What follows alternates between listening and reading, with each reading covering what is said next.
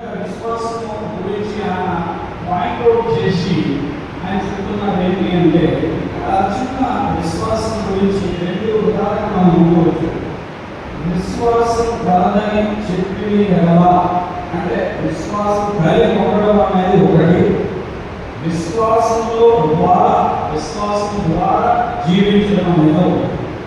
ఈ ఉద్దేశం ఏంటి అంటే విశ్వాసం ద్వారా జీవించడం అనేది ఆయన ఉద్దేశం.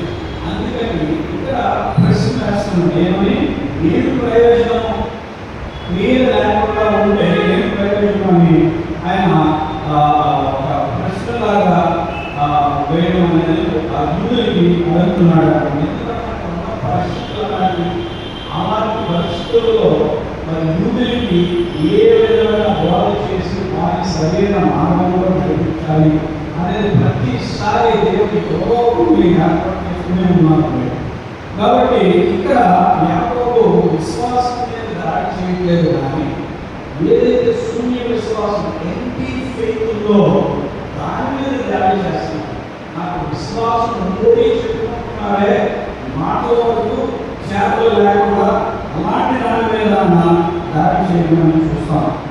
నేను దేవుణ్ణి నమ్ముతున్నాను, నేను యేసయ్యని నమ్ముతున్నాను, నేను క్రైస్తవుని అని చెప్పుకుంటే విశ్వాసం ఉన్నట్ల, అది చెప్తే విశ్వాసం ఉన్నట్ల, అది అబ్స్ట్రాక్ట్ అండి. అది ఓన్లీ మనం ఫీల్ అవుతాం హైపోథెటికల్గా. దాన్ని ఎవిడెన్స్ ఏది? నేను యేసు ప్రభువుని నమ్ముతున్నాను, ఎవిడెన్స్ ఏది? అదే అడుగుతున్నాడు ఇక్కడ యాకోబు. ఏం అడుగుతున్నాడు? What is the evidence for your faith? ఆ ఎవిడెన్స్ గుడ్ వర్క్స్, ఆ ఎవిడెన్స్ ఈ క్రియలు అనేది చెప్పుకుంటున్నాడు. సో అది మనం తెలుసుకున్నప్పుడు మరి కొన్నిసార్లు కొన్ని సందర్భాల్లో మరి మనం చూస్తాం అంటే మనం చెప్తున్న ఉంటుంది. అందుకని ఇక్కడ ప్రశ్నకి సమాధానం మీకు వస్తుంది. ఏంటి ఆధారం? నువ్వు విశ్వాసంలో ఉన్నావన్న దానికి ఆధారం ఏంటి? క్రియలు అది కదా. అంటే అందుకని ప్రయోజనం మేము ఉన్నారని అడుగుతున్నారు. అంటే మీరు ఆన్సర్ చెప్తారు, ఏం చెప్తారు చెప్పండి? ఉందంటారా లేదంటారా? క్రియ లేని విశ్వాసము వ్యర్థం కదా. మరి ఇక్కడ ఏమంటున్నారంటే నా సహోదరులారా ఎంతగా సంబోధిస్తున్నాడు, సహోదరులను ఎందుకు సంబోధిస్తున్నాడంటే ఎంత సూటిగా ఎంత డైరెక్ట్గా బుల్లెట్లా మాట్లాడినప్పటికీ కూడా he has lot of compassion on these Jewish Christians. Those are converted Jewish Christians. So అంత భారం కలిగి ఆ వేదనతో ఆయన చెప్తున్నాడు అన్నమాట. ఆ దేవుడికి దూరంగా వెళ్ళిపోకుండా, మెకానికల్గా వెళ్ళిపోకుండా ఆయన చెప్పేది క్లియర్ ఏంటి అంటే క్రియ లేనప్పుడు ఎవరైనా తనకు విశ్వాసం కలదని చెప్పని కదా. ఇప్పుడు మీరు ఆన్సర్ చెప్పండి. ఆయన అడిగిన దానికి లేదు, ప్రయత్నం లేదు. ఎందుకు? ఎవిడెన్స్ లేదట. నేను విశ్వాసాన్ని చెప్తాను. ఏ విధంగా విశ్వాసాన్ని నేను చెప్పాలి? అక్కడ క్రియలో మనం చూపించగలగాలి. చూపిస్తేనే అక్కడ మరి ఆ ఎవిడెన్స్ ఉన్నట్టుగా మనం చూస్తున్నాం. అదేవిధంగా రక్షణకు కదా అంటే కూడా లేదు. ఆ రెండింటికి సమాధానం మనం తెలుసుకోవట్లేదు. అంటే ఫర్ ఎగ్జాంపుల్ ఈ చైర్ బెంచ్ కాలు విరిగిపోయింది. విరిగిపోయిన తర్వాత నేను చూసిన తర్వాత దాన్ని రిపేర్ చేశాను. దాన్ని రిపేర్ చేశారు. లేదా దాంట్లో కూర్చోకపోతే మా తెలిసి అంటే కూర్చోరు. నేను మీకు తెలిసే రిపేర్ చేశాను. మీకు విశ్వాసం లేనట్లేదండి కదా. అంతే కదా, మీరు నమ్ముతున్నారు రిపేర్ అయ్యిందని, కానీ మీరు క్లియర్ చూపించాలనుకుంటున్నారు. సో అది ఇక్కడ యాకోబు మనకి చెప్పడం అనేది మనం చూస్తున్నాం. సో ఈ మూడు వర్సెస్ కూడా మూడు ప్రధానమైన సత్యాల ద్వారా విశ్వాసము దీన్ని పరిశీలిద్దాం, నేర్చుకున్నాం. మొదటిది ఏంటంటే faith that is only words is useless. ఇంతవరకు నేను చెప్పిందంతా దీని మీద చెప్పాను. మాట మాటలు చెప్తే ఇది ఆయన యూస్లెస్ వ్యర్థమైన దాన్ని చెప్తున్నారు. రెండోది చూసినట్లయితే 15వ అధ్యాయము 15వ వచనము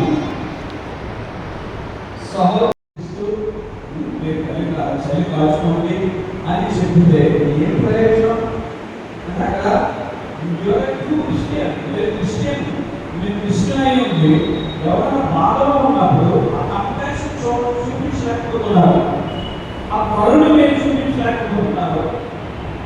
అక్కడ ఏం చెప్తున్నారంటే there are so many at that time also.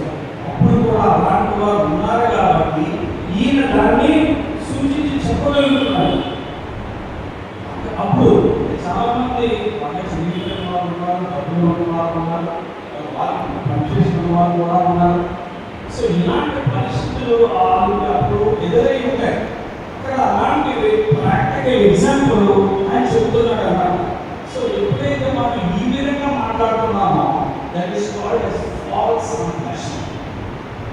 ఇంకా ఫేక్గా మనం ఆ కరుణ ఆ కంపాషన్ చూపిస్తున్నాం, ఏమి కొన్ని మాట ద్వారానే చూపిస్తున్నాం.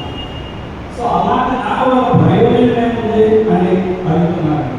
So Christianity it's not mere story song simple చూపించడం కాదు క్రిస్టియానిటీ.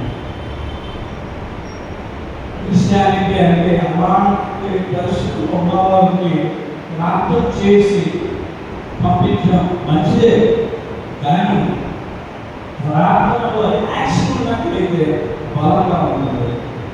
అది ఇక్కడ ఆయన మెన్షన్ చేస్తున్నాడు.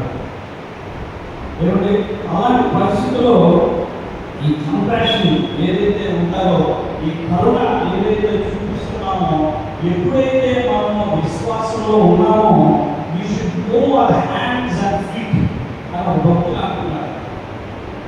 ఏంటి మూవింగ్ హ్యాండ్స్ అండ్ ఫీట్ అంటే చేతులు ఊపడం, అలా వచ్చినప్పుడు చేతులు ఊపడం, కాలు ఊపడం కాదంటే we have to move అంటే చేతులు ఎంతకన్నా మీరు దూరంగా ఆయన సహాయం చేయడానికి మీరు ఎంతకన్నా సిద్ధంగా ఉండగలగాలి. అదే విశ్వాసం, క్రియ కలిగిన విశ్వాసం అని చెప్తున్నాను. అంటే కావాలంటే ఎంత దూరంలో మనం వెళ్ళి వాళ్ళకి సహాయం చేయగలగాలి. అది కంపాషన్. ఫాల్స్ కంపాషన్ అన్నాను కదా, ఇది true compassion. So this is how one has to do. మనం బెస్ట్ ఎగ్జాంపుల్ యేసు ప్రభువు వారి దగ్గరికి వెళ్ళినప్పుడు ఎవరు ఏ దగ్గరకు కూడా ఆయన ఇవ్వగలిగాడు. ఎందుకంటే ఆయనకి తండ్రి మీద ఉన్న నమ్మకాన్ని ఒక క్రియ రూపంలో చూపించి మన అందరికీ ఒక ఎగ్జాంపుల్గా ఉన్నాడు. మరి గుడ్డివాడు వచ్చి నాకు పని కావాలని గుడ్డగా ఆయనకు శక్తిని బట్టి ఆయన చేశాడు. సో అదే విధంగా హీ హ్యాస్ హీల్డ్ ఈ లెపర్. ఆయన మరి భార్య వరకు నడిపించాడు. మరి అనారోగ్యంతో ఉన్న వాళ్ళని ముందు స్వస్థపరిచాడు. ఆకలి వాళ్ళకి మరి ఆయన ఆకలి తీర్చడం అనేది మనం చూస్తాం. మరి ఈ విధంగా తండ్రి పట్ల ఆయనకున్న విశ్వాసం, ప్రజల పట్ల ఉన్న ప్రేమ పూర్వకంగా చర్య ద్వారా చూపించాడు. సో ఇది ఎగ్జాంపుల్ అక్కడ యాకోబు చట్టంలో చూస్తున్నామండి. అంటే ఈ విధంగా మనం తీసుకోవచ్చు. మరి 17వ చూసినట్లయితే అలాగే విశ్వాసము క్రియలు లేనిదైతే అది ముట్టిగా ఉండి మృతమైనది.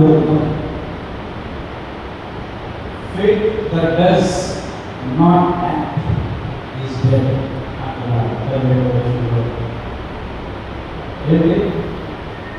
అంటే క్రియలేని విశ్వాసము మృతమైనది. డెడ్ ఫెయిత్ మనం చూస్తున్నాం. వాట్ ఈస్ డెడ్ ఫెయిత్ అనేది?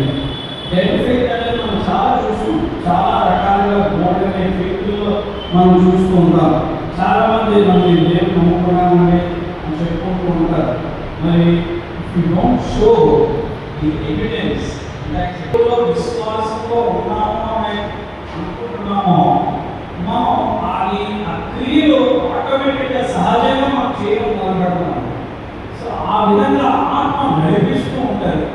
ఎప్పుడైతే ఈ ట్రూ ఫెయిత్ అనేది వస్తుందో సహజంగా మీకు ప్రేమ, దయ,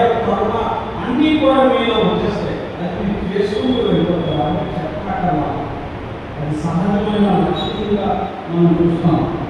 అది న్యాచురల్గా వచ్చేస్తుంటారు. హెల్పింగ్ దోస్ ఇన్ నీడ్, మనం రైట్ చూపడం కానీ, ఇతరులను సమీపించడం కానీ, మరి నీతిగా జీవించడం కానీ, మరి అవన్నీ అవన్నీ మనం చేస్తున్న కార్యాలు సహజంగా వస్తాయి. నేను మాట వల్ల రక్షణ వస్తుందనేది తప్పు. అందుకని పౌలు ఎఫెసీ 2:8 చెప్తారు, మీకు మీ క్రియలు బట్టి రక్షణ రాలేదండి. క్రియలు బట్టి రక్షణ రాలేదు. ఈ చాలా కాంట్రడిక్టింగ్గా అనుకుంటారు. కానీ నేను నెక్స్ట్ చనిపోతున్నాను కాంట్రడిక్టింగ్గా అనుకుంటాడు.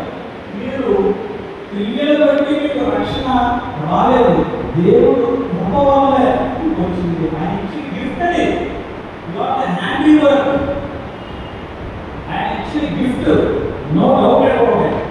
కానీ ఈ క్రియలు ఎలా వస్తాయంటే మీకు దేవుడిలో విశ్వాసం కలిగి ఉన్నప్పుడే, ట్రూ ఫెయిత్, నేను చెప్పా కదా, సహజంగా ఈ లక్షణాలు అన్నీ వచ్చేస్తాయి.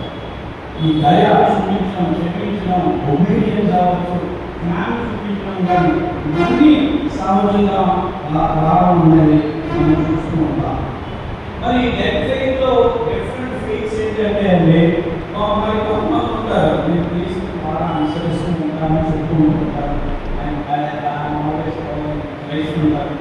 ఫాలో అయిన వాళ్ళు చూసుకోలేదు, తెలియదు. కానీ